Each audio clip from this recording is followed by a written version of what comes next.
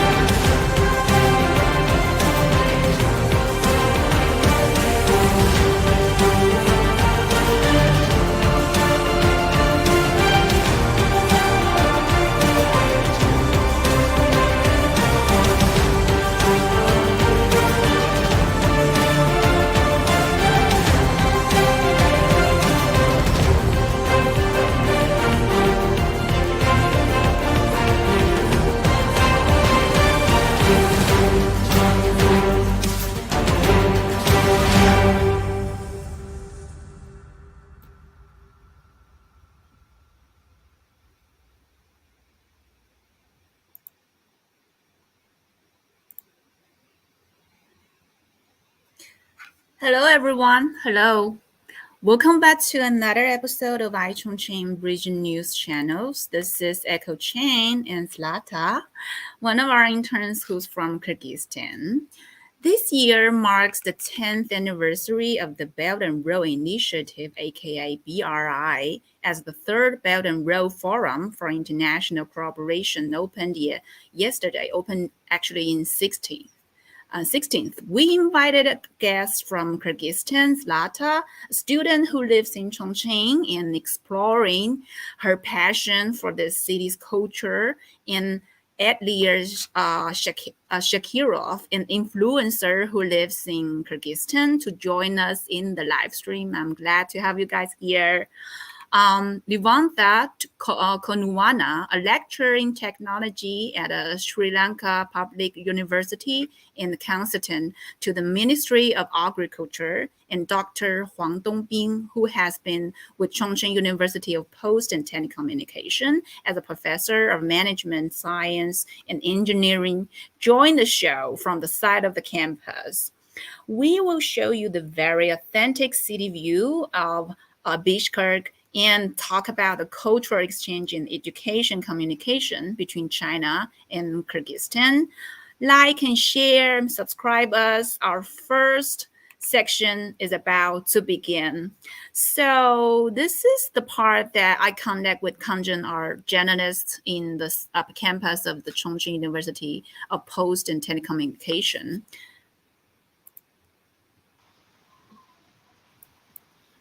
Hi. Good afternoon, everyone. This is Kangzhen from iChongqing.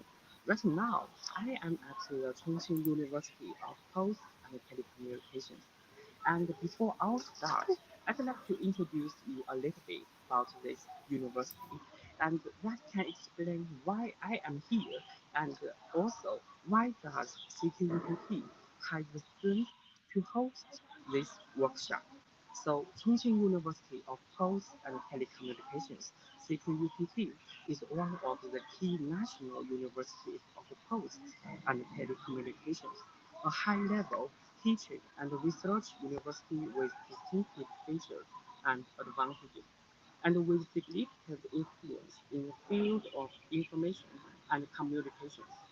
In the past 72 years, the university has cultivated more than 140,000 talents for the information and communication industry and the local communities, and is known as the birthplace of digital communication in China. So what we are going to learn is a workshop called Advanced Workshop on Cross-Border E-commerce and Postal Express Industry Cooperation of regulated countries under the new international landscape and the corridor in Western China. So in 2023, the workshop will combine online and offline teaching activities, and the invitational objects are middle and senior managers from foreign postal administrations, postal companies, logistics enterprises, express companies, cross-border e-commerce enterprises, and academic institutions. So the content includes four contents. So generally speaking, there are four aspects. I'm sorry The to first interrupt. one is the I'm sorry to theoretical interrupt because teaching. yeah. The Yeah. second I'll one have is the to be closer practical to the mic. investigation and the cultural communication and exchange, discussion and negotiation. So uh, now we are heading to the International School of Security, and on the way, I'd like to introduce you more about the detailed information of the. I think the microphone. I think the microphone is not working. So we can Uh, If say somebody, there are something with your microphone. yeah, some you have problem. to, adjust maybe the way how you put it on, or Okay, so on the way to International School of Is it Security. clear now? It's okay now? Okay. it's So a, the a bit better. theoretical But teaching. I think it needs. Better It's to okay? speak louder. Okay. Okay. Okay. As for the theoretical teaching, it includes the development and the evolution of the Universal Postal Union and the China Postal Express industry, the new land and the sea corridor in the west No, the and the sound is Pacific, really. and You need to increase great the sound. The international microphone is not military, working, dear. artificial intelligence, and the smart 妹妹，她那个 logistics. microphone 没有在 It's not working，我 working? 觉得 Okay. you have to shut it down the microphone and switch it again. I think it's not working at all. Like you have Okay. like the sound is directly from captured from the phone. Like Yeah. Okay. yeah, you have to turn it Does down it work and now? switch again. Hi. Does Hi, it work now? it's Does working, it but work now? Does it I work don't think now? so. I don't think so. It's still it needs Hello? improvement. Hello? Yeah, Still needs some you know, improvement. Okay. maybe you guys can shut it down the screen and log in again. I mean, Yeah. shut down the We'll It's try microphone and again. do this again. Sorry for that. Can you do yeah, that? we'll try again. Yeah, because right now, because right now your voices are really not in the balance because the girl's voice is higher, much higher than Kang's Hi. voice. Hi. Hello? Oh, it's Hello? better. Ah, okay, it's better. It's better. Does it work Yeah, now? yeah. Perfect, perfect. Hello? Ha, yeah. Hello? It's working. It's working. It's working Does it work perfectly. now? Yeah. Yeah, it's working perfectly. Hello? Effective. Hi. Can you hear? Hello? It's working. Oh. It's working.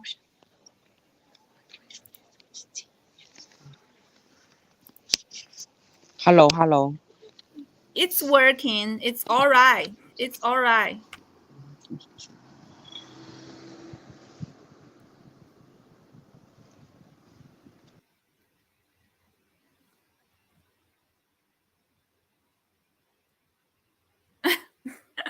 I'm sorry, guys. So we have some audio problems in Kang's area, and right now we are fixing that. So I'm glad that you guys can stay tuned with us. Hi.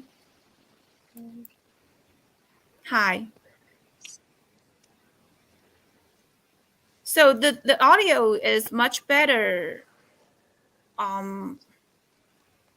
before you guys locked out, but now you're keeping quiet. Okay. Okay. So Okay, can you it's hear much me now? yeah, perfectly. If you can Okay. see me, thumbs up. But the camera is kind of in the yeah, So it's working. yeah. So can you hear me now? I hope you guys understand that this is okay. And We are in doing so mhm, let's continue. okay. The theoretical teaching, including the development and the evolution, and the practical investigation, including the field visits and the research of post administrations, postal companies, logistics enterprises, express delivery enterprises, and the cultural communication and exchanges, including Chinese traditional culture and the Chongqing local culture, China's national condition, Chinese language, and the food culture.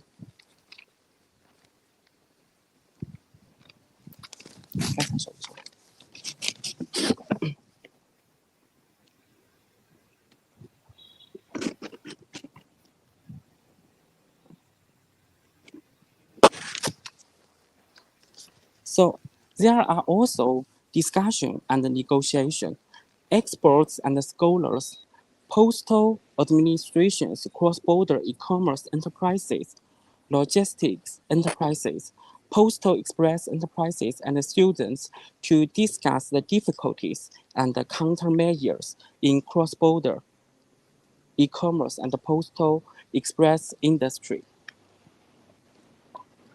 Explore new models of cross-border e-commerce and logistic cooperation, and build a platform for cooperation between all parties.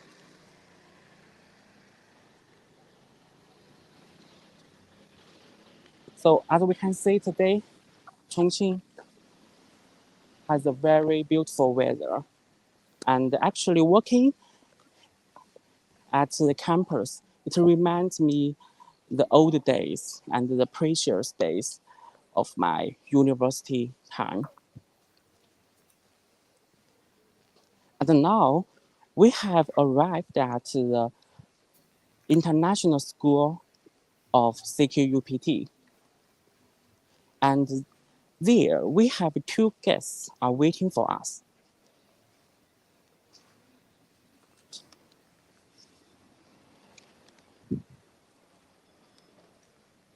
So to be honest, I really admire this kind of opportunity to exchange study in other countries and to exchange to know more professional skills in the field of information.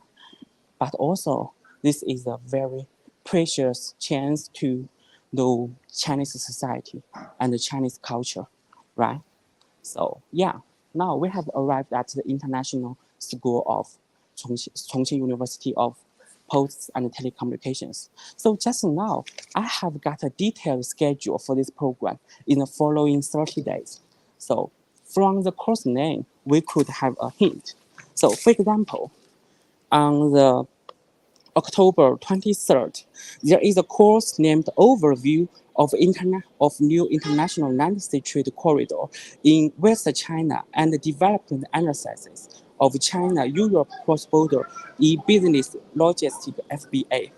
And on the October 24th, there is another course named Development of Smart Logistics under the background of artificial intelligence.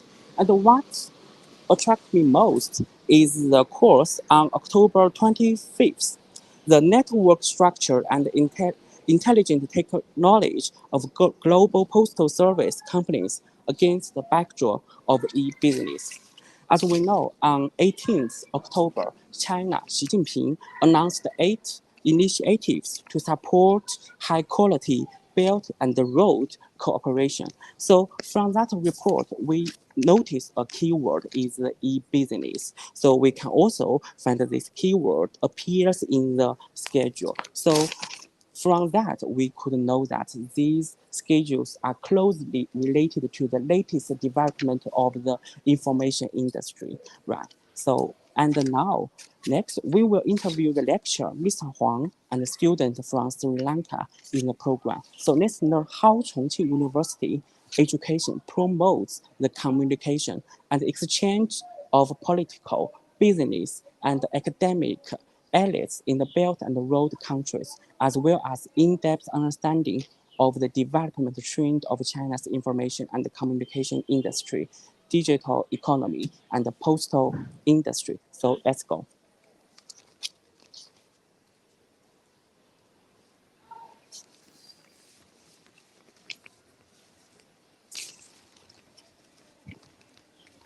So Dr. Huang Dongbing received his PhD degree and his postdoctoral qualification from Swiss Federal Institute of Technology, Zurich. He has been with CQPT as a distinguished professor of management science and engineering since 2012, chairing the group of data and decision science research. His research interests are decision analysis, financial decision making, and negotiation analysis. So, so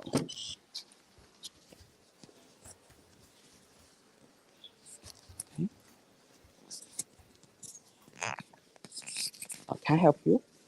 Yeah, well, it's fine now. Yeah. Very Okay. good. So nice to meet you, Nice to Mr. meet you, Huang. Yeah. Mr. Zhang. Yeah. So we could interview several questions. So firstly, please give us a brief introduction of your course you teach in the program. Of course, thank Okay. you. The course I'm teaching in this program is called Negotiation for Joint Actions. So the objective of this course is, of course, to give try to give some input, theoretical input or useful theoretical input on negotiation, or because the nature of cooperation is a joint action. And joint action is usually based upon what people agreed on. What do you do? What do I do? What do you commit? What do I commit? Yeah. And it's a block course that including three major parts. Yeah. So the first part is about the classical negotiation theory with some updated new theoretical contributions from literatures, for example. And then the second part is about the Chinese culture value Yeah. on fairness and effectiveness, because fairness and effectiveness has impact and influence on how people negotiate and also how the negotiation end up. I think there is a difference. There is a cultural influence in this negotiation process. The third part, of course, is few cases that I included in the lecture. But in order to avoid to be too boring just talking, Yeah. I also include at least one case for the participant to play the role, so that they read the case material and they play the role in that case, and as if he is or he or she is that role. So that is also included in the course. So that's about the course. Yeah, so I can understand this course attach much importance to the practice, right? Yes. Yeah, so we know that this program invited many government officials, corporate executives, and academic representatives from different countries. So how do you address to diverse needs and interests of participants in this program, considering their varied social and cultural background? That's a very good question. And also, it's quite, let's say, natural to solve because we, no matter people come from which position, which field, at which level, but we have a kind of shared value that is cooperation, right? Yeah. And also we have also the incentive to learn. Even people have many experience in practice, in the real world practice, but the theory is also developing, and then people from different field, so they have a need for rational discussions on how to make a better cooperation, how to make a better negotiation, how to make a better understanding mutually. So based on given on this common place for all the people coming from different field or different level of their professional experience, then the only thing that we could do is to bring in good and useful theory and concept and make it open to discuss, and then take perspective that they might have their own experience or questions or comments, and then try to analyze that comments from the theoretical level. So in that regards, so it's not a problem for people from different background to learn the course. Yeah, because the motivation is the same. They would like to learn theoretical things, and also the abrogate on the theory. Yeah. Yes.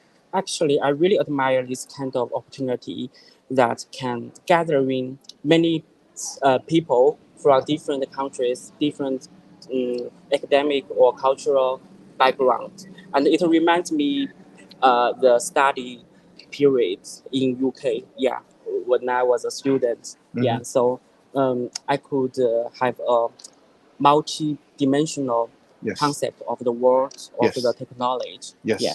So, Yes. as for the program, as we know, the program aims to promote high-quality development within the framework of the Belt and the Road Initiative. especially for the educational cooperation. Yeah. So do you think if the program could fostering collaboration and knowledge sharing among the participating scholars? If so, could you please share some stories for us? Thank you. The answer is certainly yes. Mhm. But I would think that let's first put it into a long-term picture. There's a learning curve. If we envision the future of more cooperation in the world, more regional cooperation under the initiative of Belt and Road, and then we should do things which support this process earlier Mhm. than too late, being too late, right? Yeah. Earlier is better than being late, because there's an accumulation effect. Once you start earlier, you get more and more experience uh, in doing these things with more effectiveness. So that if you start late, then there are much more other organizations that could do it better. Yes. So I think that's in that regard, it's a good policy. It's a wise policy to do this, to implement this kind of program, to support this kind of program. So that was from the long term. If I, as you ask, to share some stories, short term, for example, Okay. there are, let's say, a participant that went back, and then they bring in new cooperation with the institute. I know only a little, but the organizer might know much more stories about this. For example, I was once involved in two universities discussion on a certain research project. So the two universities would like to discuss on how to jointly apply for, let's say, a bilateral funding for a joint research interest.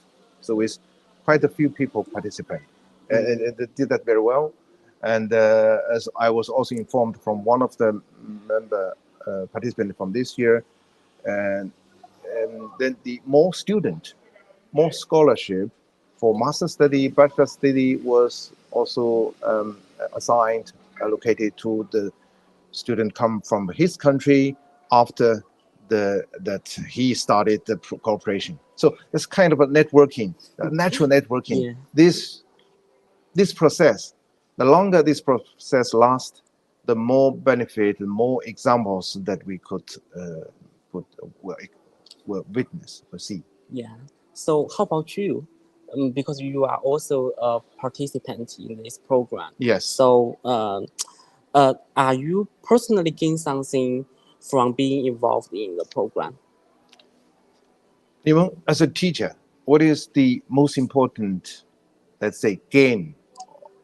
That's a very good question. Immediately it comes to my mind. There was one time participant, I would say the student of this program, and he was reflecting and on, in a conclusive session, and he was saying one word in front of me, and he was saying, so it is very great to know that these teachers, they are really teaching good things. So that means a lot. Yeah. As a teacher, it means a lot to me. So what the message behind that is that he's satisfied, that he is learning some good things. Yeah. And second thing is he's satisfied with the attitude, the commitment that we did.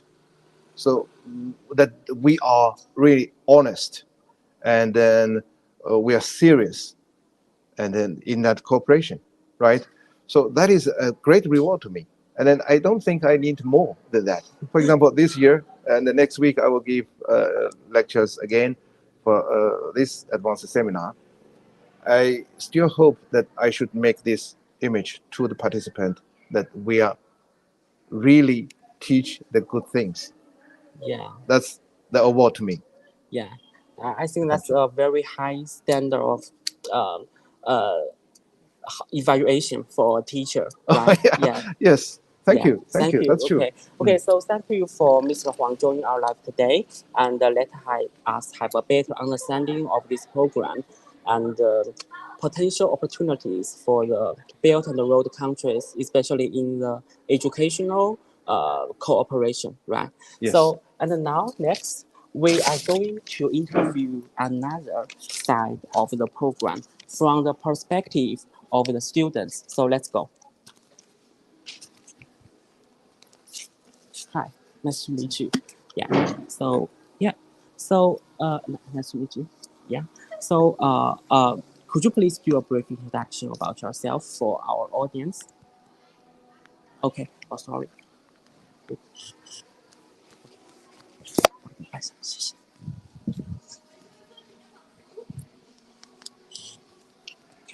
you are.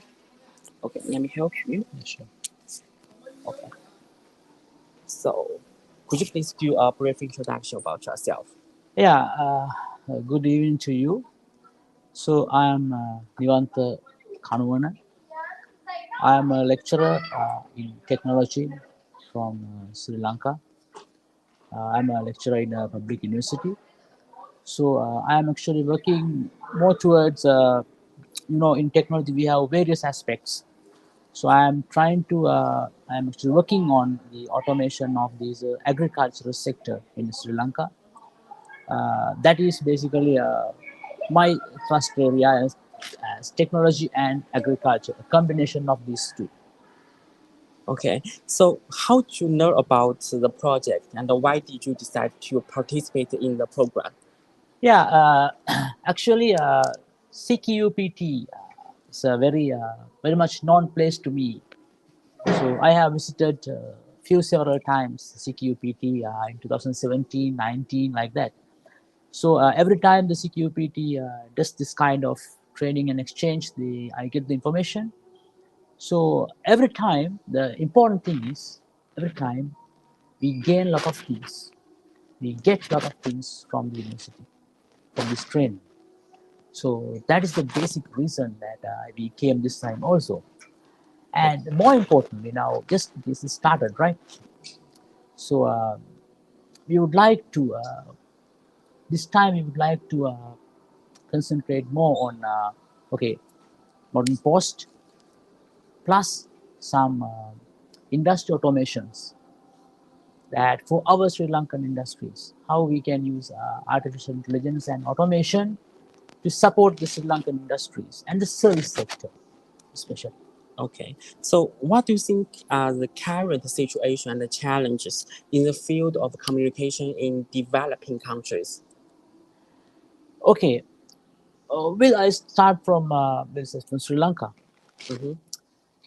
Now, Sri Lanka is a small country, right? So it is the population is even less than Chongqing, right? Yeah. We have only 22 million, a small country, but we could cover 92 to 95% of the territory with 4G. And now we are implementing and trials are going on for 5G.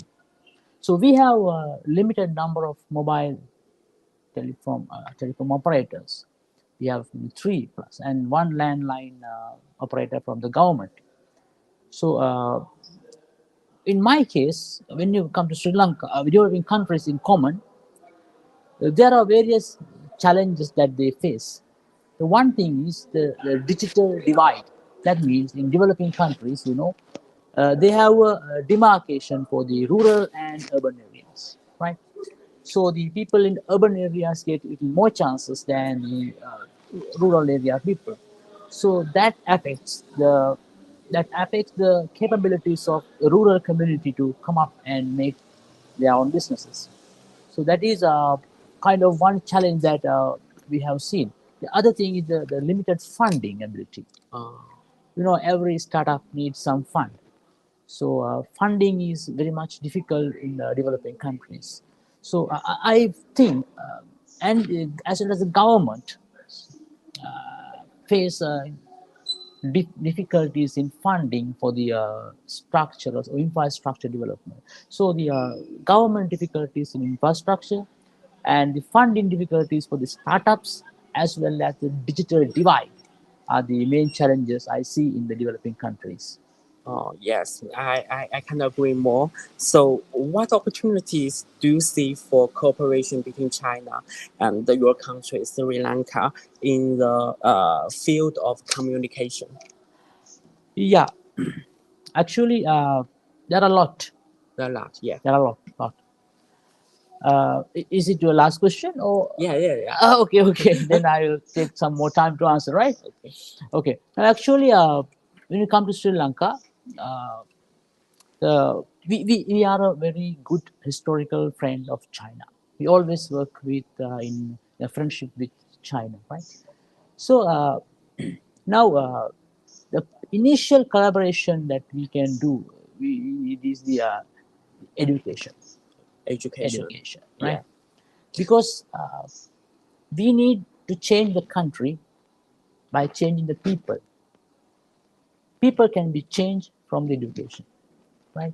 So I have seen a lot of, I have visited several Chinese universities, which I admire. I like this Chinese education system, right? So first thing is the collaboration for the education. That means that your universities, your leading universities, can come and basically make franchises with Sri Lankan universities or and high advanced institutes. So then you can transfer your technology slowly to the Sri Lankan community, right? Then Sri Lankan people will learn on that, then they will adapt to that, right?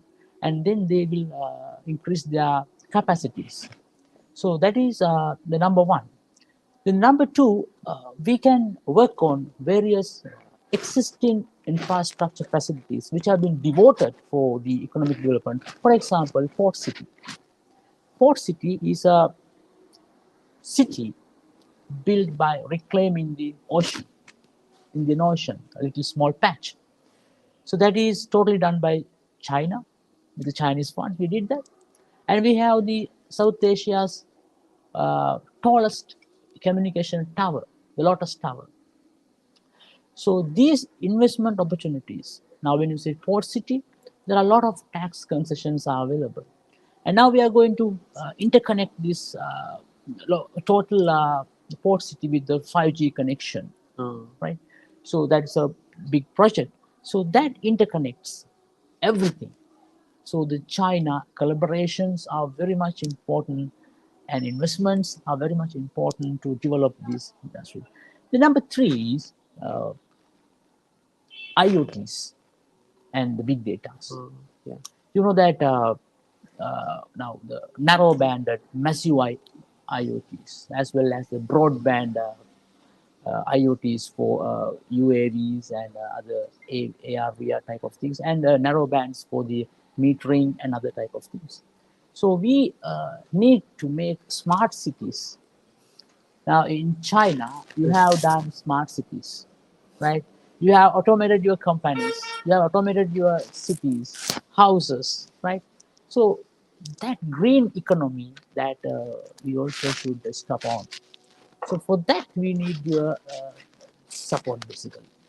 And then probably we need your support on the energy, Energy. collaboration for the energy, Yes. right? Because we more depend on sources. One thing is hydropower, okay, it's natural, right? But other is coal, that is very costly for a country like Sri Lanka, and other is the diesel and fuel. So instead, like you, solar power, wind power, right?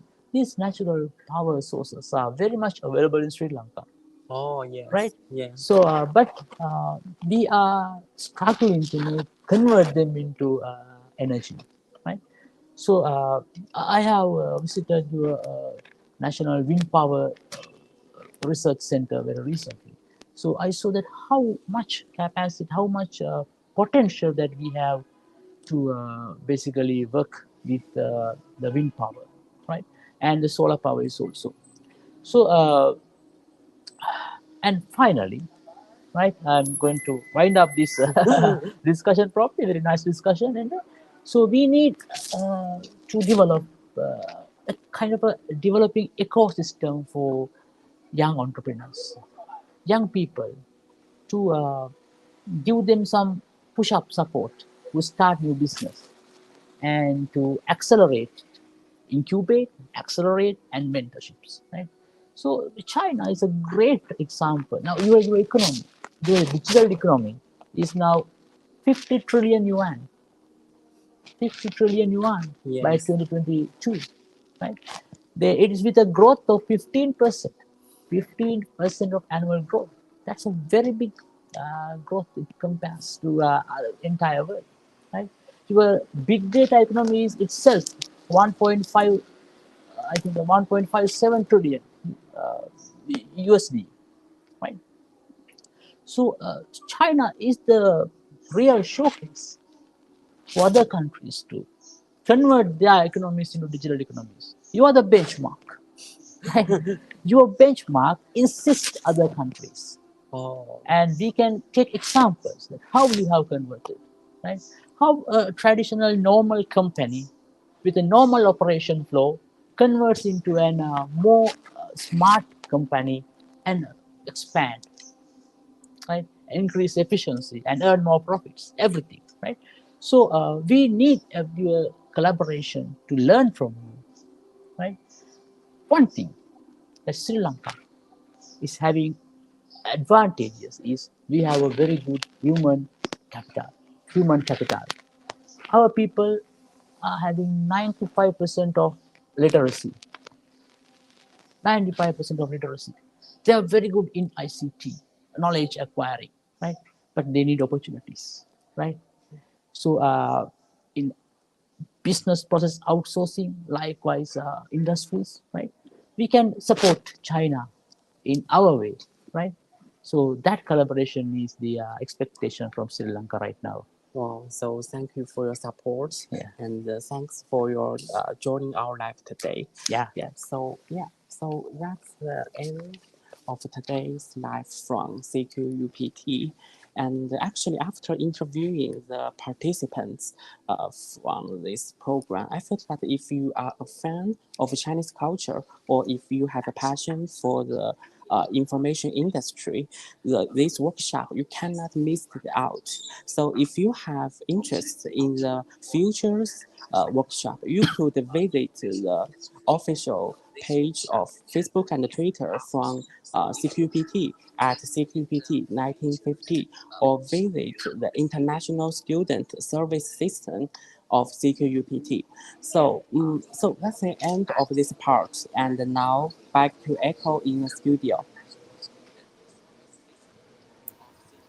Thank you, Kong Kong. Thank you for really appreciate our guests' help and their appearance in our interview in the live stream show. So for those who just entered our room, the live streaming room right now, I'm gonna have to remind you again. This is a show about content on the topics of the cultural and educational communication between China and countries along the Belt and Road Initiative, like Kyrgyzstan, like Sri Lanka.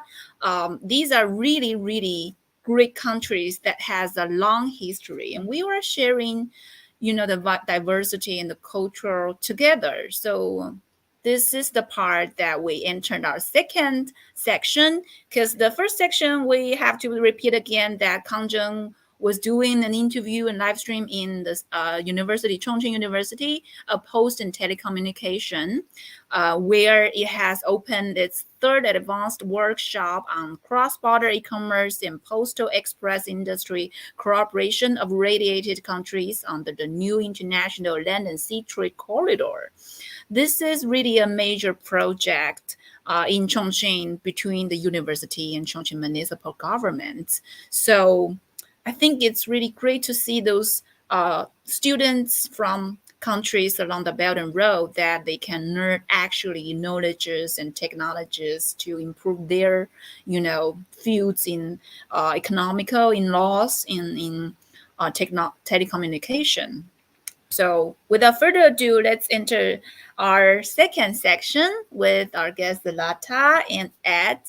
Hi, everyone. So, since the establishment of diplomatic relations between China and Kyrgyzstan on January 5, 1992, the two sides have completely resolve the border issues left over from history. And the relations between the two countries have developed in a positive, healthy, and steady manner. In 2013, Xi Jinping visited Kyrgyzstan and attended the Shanghai Cooperation Organization Summit. And the two sides established a strategic partnership.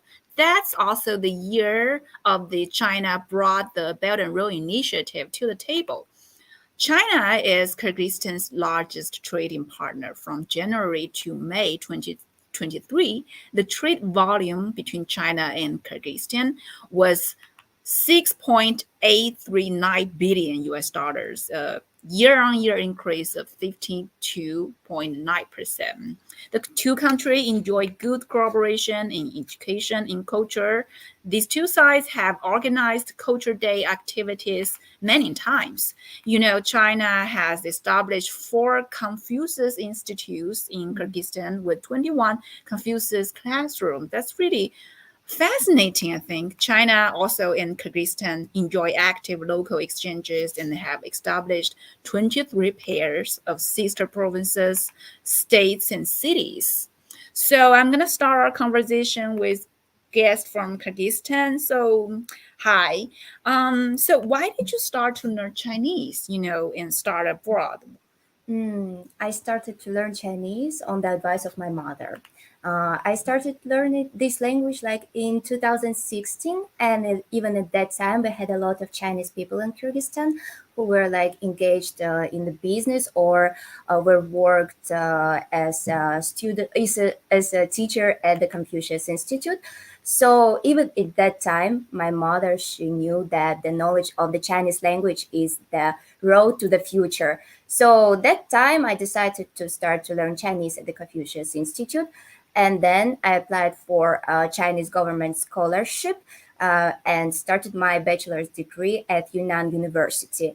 And during that time, I realized that I feel really comfortable living in China, and China and Chinese language, it's like irreplaceable part of my life. So that's why I decided to apply for Chinese government scholarship again and started my master's degree at Sichuan International Studies University.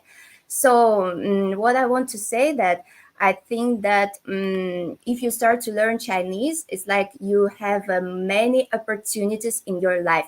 Because here in China, we also have a lot of foreigners. So at the same time, you can like know more about this world and learn more skills from your foreigner friends. And I think that's really cool. So yeah, that's why I started to learn this language. Yeah. Great. So, what do you think is the most interesting thing about China for you as a multi-language speaker, and why? Has it ever changed since you've come here? I think that it's not longer a secret that China really like supports foreigner who come here either for work or study. And I think that like I started to be interested in China because like in Kyrgyzstan, many people say that if you can speak Chinese, you can get a very nice job in Kyrgyzstan. Not only in Kyrgyzstan, you also can go to the Russian language countries and develop yourselves. And to be honest, during the coronavirus, I like my dreams were shaken, but now China is open again, and I can continue to move toward my dream. Yeah, that's cool. It's really a promising way, to develop your career, abroad. So let's switch to our guest in Kyrgyzstan, Ed. Hi, I'm gonna put you on screen. Hello. Hi. Oh, it's muted. Hi. Can you hear me? Yeah, perfectly. 晚上好，张国。Thank you. I'm It's really really honored to be here today. Thank you for invitation. Thank you for attend us. So can you please introduce yourself briefly and your current location for us? Yes, hello everyone. My name is Ed. I'm a professional blogger. Right now, I'm located in Bishkek, Kyrgyzstan, the capital of our beautiful country. And today I was invited to tell you a little bit about media here about media strategies, about influencing, and Instagram. Ah, okay. So you can also type your, Instagram accounts on our, comments area so that our audience Okay. can see that. Yeah. Please Yeah, just but like, it's in Russian. yeah, If yeah, you will mind, it's all in Russian. So if anybody speaks Russian here, this is my Instagram. You can follow me and check out for new content every day. yeah. Okay. Okay. Okay. Please follow as contents and looking forward to his content. I think he has really great content about traveling, about his view of the surrounding areas around him. So when did you start your career as an influencer? Like, how did you find your passion and talent about it? It all started 10 years ago when I started to exploring social media here in post-Soviet countries. It was social media platform called VK. Uh, the founder of this platform was Pavel Jurov. So we started to exploring social media with my friends, with Zlata. She was there at that time. And professionally, in 2018, I started to fully be preparing content for my clients on Instagram, on Facebook, and then for the whole 5 years, I'm already creating content, creating media strategies here in Kyrgyzstan, in Russia, Kazakhstan, and more than 10 countries right now. Also, I founded my own company. We have online school of Instagram, of social media marketing here. So it's already 5 years in 2023 since I've started Wow. professionally. But in case, it's like 10 years of full experience. So it was a big journey, big journey. Hmm. It's really impressive since you are so young, yet working on this field for a really long time, being really professional. So your content on in IG is fascinating. Can you share with us how you manage to produce such creative content or get inspired? Thank you for the compliment. Yes, content is fascinating. I really like my own content.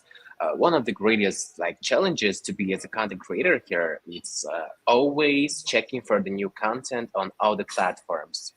So I spend about 3 or 4 hours every day to check YouTube, Instagram, TikToks, and all the platforms in order to analyze all the content that we have right now.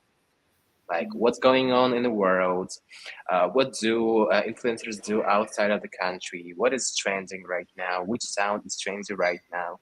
So one of the most challenging ways here is just to start analyzing a lot of content, and after that you're starting to create your own content using your own experience, using all the knowledge that you got, all the analysis.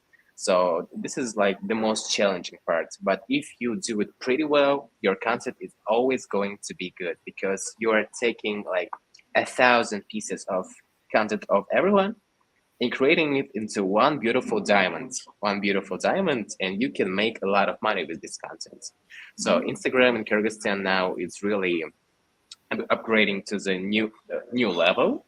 And to be honest, my students here, my clients, they call me the father of Kyrgyzstan Instagram here because I'm just like I found it all the beautiful strategies. I've started. I was the one of the first persons here who started to do it really like in foreign way, like really beautiful with great content, with good effort. Yeah, that's really inspiring. So, can you share your favorite places since you are the father of the Kyrgyzstan's Instagram influencer? So, your favorite places or things about this city, and why? Yes, I have been to 11 countries already at the current moment. I was studying abroad. I was living abroad for a long period of time after the coronavirus. I was searching for myself. I was in Indonesia. I was in Turkey, Europe, Russia, and etc. But in 2022, I got back home, and explored like a lot of beautiful places because Kyrgyzstan is such a beautiful place to live, to make your life really like work-life balance because the weather is nice, food is nice, people are so good here, and one of my favorite places here is called Chongqing. It's a beautiful mountain place where you can charge your soul energy. There is a ski resort here, and in the summer, you just can go to ride horses, to have food. In winter here, you can always take your snowboard, take the sauna, the Russian sauna, or the Turkish hammam here in the mountains, and it's really fascinating. One of the most. Also, I like a lot of places in the city. Yeah, it's I think more than 100 of them, but the most is Chongqing. You can search it. We have a lot of Chinese tourists right now. When they are coming to this beautiful valley, they are wondering, wow, this is the most beautiful place ever that I've been. I'm So looking please forward come to here. visit the city. Yeah. I'm looking Yes, please forward to come. this. It must be a really good place to have Really really. wonderful. Yeah. Thank you. So, um, second question of the part. So, what's the most, you know, challenging part when you're talking about the challenging part of creating content? But the other thing that I want to know is about why we are coaching people to produce content online. What's the most challenging part of being an educator regarding achieving effective communication? I think this is the responsibility for your content because you should be really careful with everything you're saying, with everything you are creating, because people are inspired by that. And by that, I mean, if you are talking about psychologies, it should be really into science. It should be proved. Everything should be proved. You shouldn't just say you can say something which is not true. You always have to explore and take the responsibility for your own content in order in this big emotional pressure under you, because everyone is looking up upon you. You are the key to the world for them. They are always waiting for the new content, always waiting. What's new? What's the new chapter? What can you give us today? And it's emotionally really tough, not for a lot of people. But anyway, I like it so much because I can explore myself throughout these situations. I can explore what I know, what I love, what I don't love, and share. These guys make their lives better. And I think the greatest part about being content creator is that you can be online for thousands of people and changing their lives for the better. For example, I have students here who have completely changed their lives. They started to make a huge amount of money here in Kyrgyzstan or abroad. They started to traveling. They started to see the world outside of the country, and they are always really grateful for that opportunities that I'm giving them throughout my free content. Even free content makes a big difference in people, because here in Kyrgyzstan, we are not such as rich as Chinese people, but we are striving for that. And the key for that, it's making content in order to educate people. It's content creation online is the new universities here, because we are spending a lot of time, lifetime online. So that's it. Yeah. It sounds really inspiring for me because I know it's quite a stressful and challenging career. But when you are really influencing people there, you are teaching things and communicating with them. It should be really inspired by each other, and you can Yes. also get the power from each other. I can see your strengths on that, and So, how do you feel about visiting China or Chongqing in the future? Do you have plan to visit here?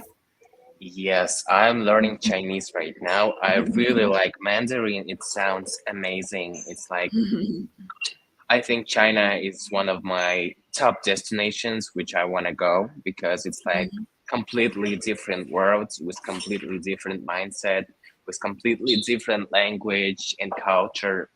And I'm planning to visit or even getting my master's degrees there, like Slada, because I see her results in China, how she's like creating the life she always wanted.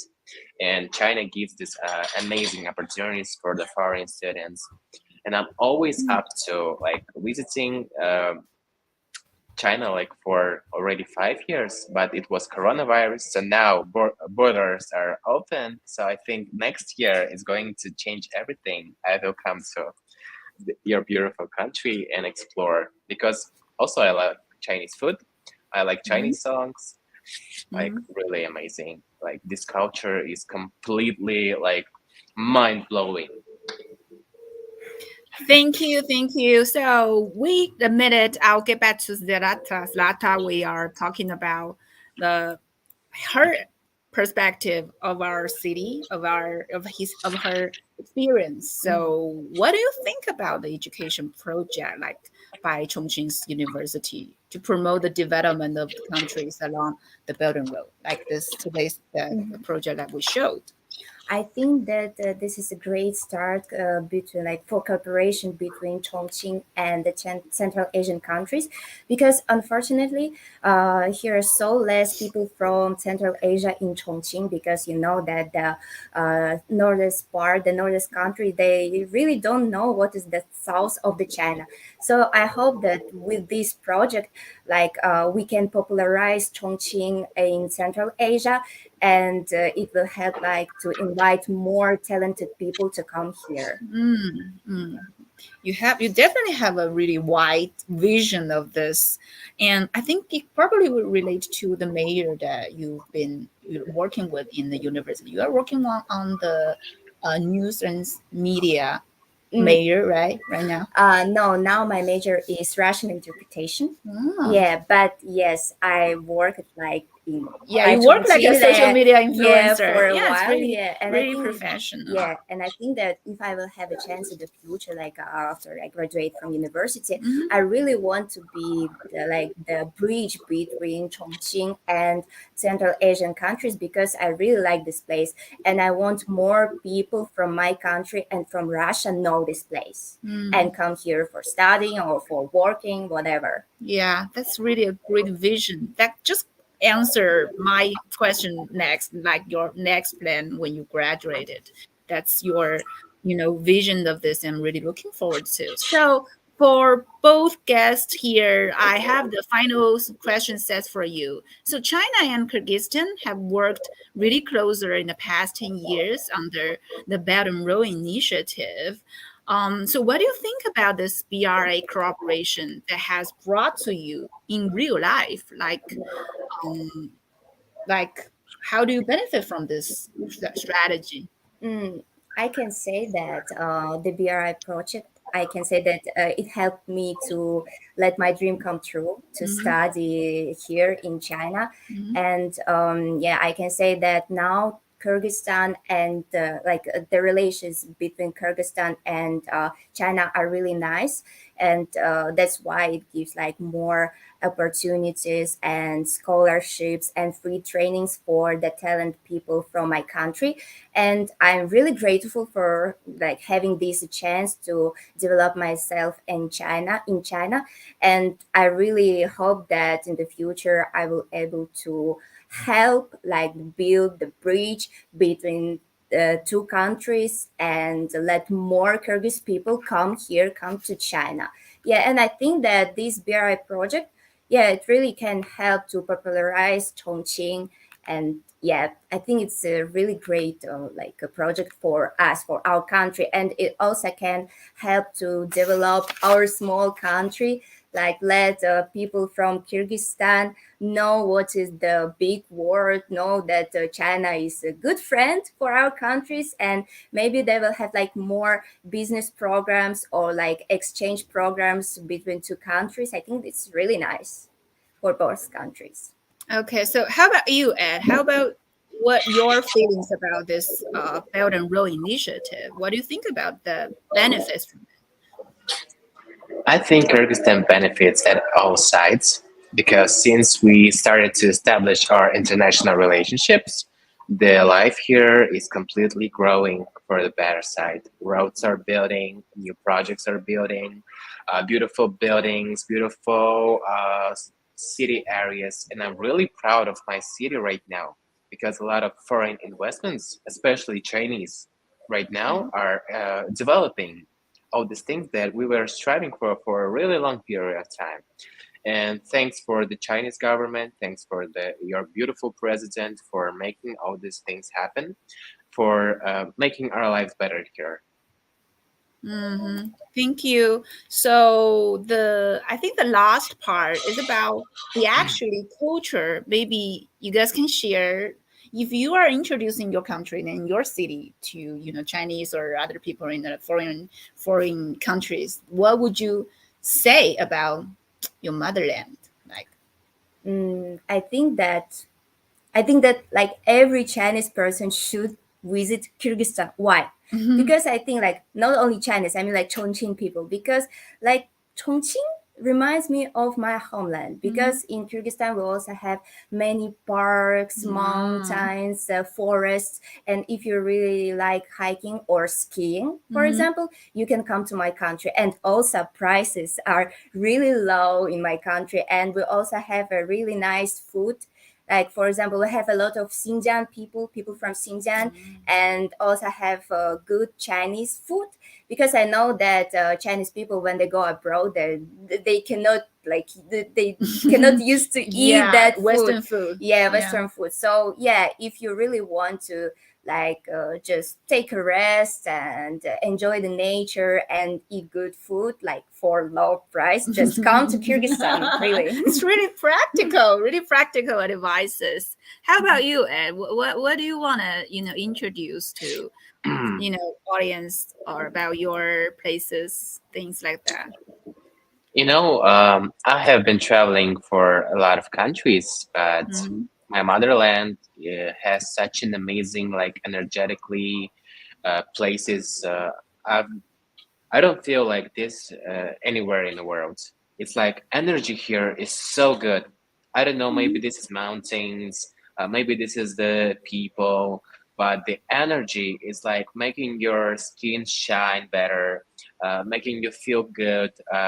I'm sleeping really well here, like really well. My sleep here is like on top of the world, like nowhere else. I sleep like a baby on a couch. Good for And you.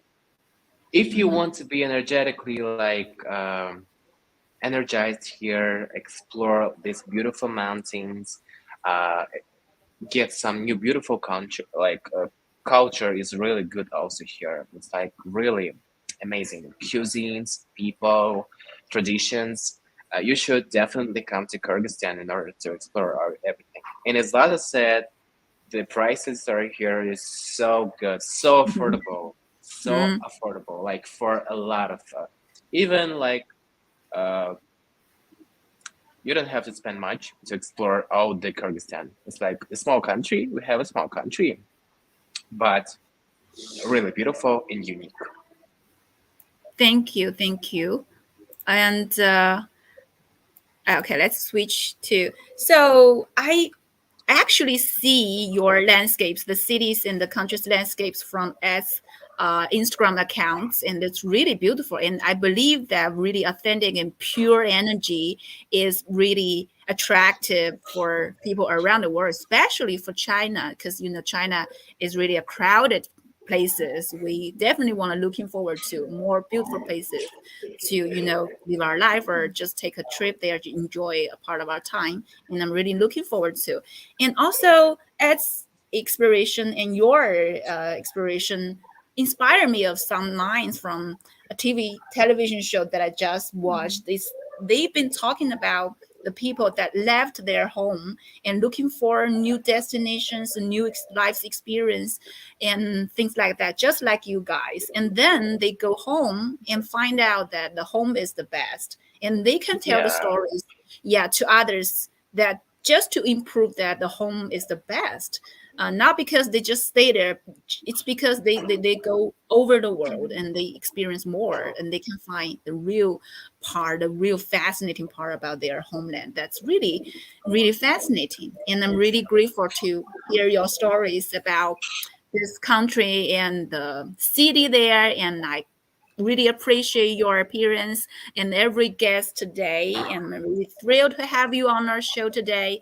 So this year we released so much content about the 10th anniversary of the Belt and Road Initiative, because we wanted the world to understand better how China and countries like Kyrgyzstan and Sri Lanka strive to build a better world through this comprehensive cooperation frame. As one of the oldest countries worldwide, China and these countries share the diversity and prosperity in history, and now we are bounding closer for a more fascinating future, and people are sharing the achievement right now, and that's really exciting. I hope in today's live stream we deliver our wishes as the friendship going on between these different nations, and I can see that our audience on the comments area are also really friendly to deliver their messages about wishes, about peace, about friendship between these nations together. So if you like our content today, please subscribe, share, and like us. Also, I put the address and the name of X live stream X IG content on this comment area. So everybody, please subscribe us. I'll see you guys next time. Thank you guys for joining us today. See ya. Thank you. Thank you, Ed. Thank you. Thank you.